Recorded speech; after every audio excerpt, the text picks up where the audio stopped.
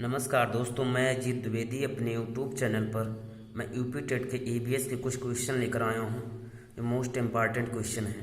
तो चलिए, जैसे भारत में प्रमुख क्रांतियाँ, इसको हमको देखना है। पहला क्रांति है हरित क्रांति, यानी कृषि से रिलेटेड है।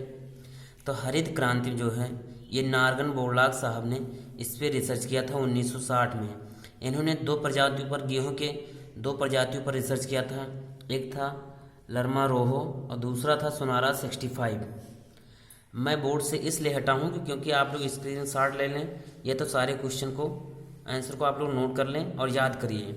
दूसरे हरित क्रांति शब्द का अगर प्रयोग देखा जाए तो सबसे पहले विलियम गॉड साहब ने किया था 1960 में।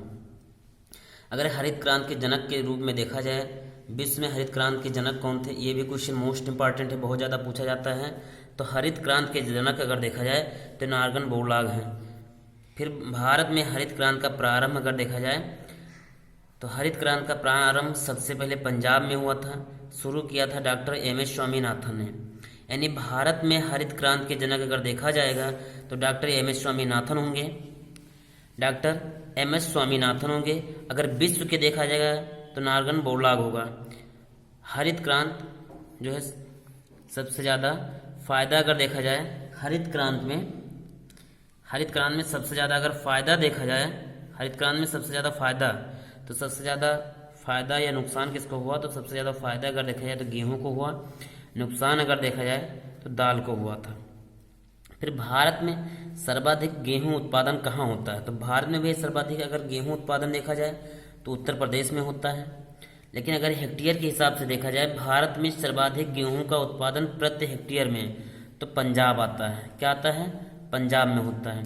अब गेहूं में एक बात आ रही है कि गेहूं में कौन से प्रोटीन पाया जाता है, तो गेहूं में ग्लूटिन प्रोटीन पाया जाता है।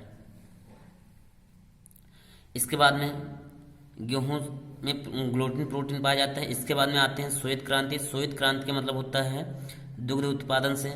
फिर इसके बाद में रजत क्रांति है। रजत क्रांति जो है ये अंडे उत्पादन से है। फिर नीली क्रांति ये मत्स्य उत्पादन से है, यानी मछली पालन से है। मैं आपको बता दूं कि मछलियों में सबसे ज़्यादा खाने योग्य जो मछली होती है उसको रोहू मछली कहा जाता है, वो सबसे ज़्यादा खाई जाती है। इसके बाद में गोल क्रांति देखा जाए तो इसमें भैया आलू, शकरकंद ये सब होते हैं। फिर बादामी क्रांति जो है, बादामी क्रांति मसालों से होती है। मसालों की रानी, मसालों के राजा, इस तरह से भी कुछ क्वेश्चन हैं जो आप लोग देखना चाहें तो देख सकते हैं। जैसे मसालों की रानी को इलायची कहते हैं। मसालों की रानी जो होती है उनको इलायची को कहा जाता है। मसालों के राजा को काली मिर्च को कहा जाता है। तो ये सब आप नोट कर सकते हैं। इसमें जगह नहीं तो मैंने नहीं लिखा है, आप लोग नोट कर सकते हैं।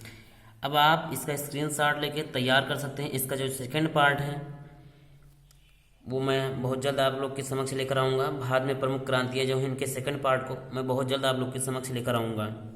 लेकिन इसके पहले आप मेरे चैनल को ज़्यादा से ज़्यादा लाइक कीजिए, शेयर कीजिए, सब्सक्राइब कीजिए।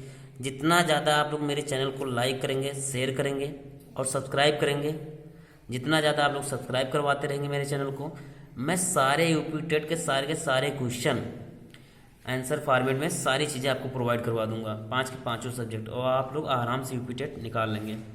तो धन्यवाद। आप मेरे चैनल को ज़्यादा से ज़्यादा लाइक कीजिए, शेयर कीजिए, सब्सक्राइब कीजिए। धन्यवाद।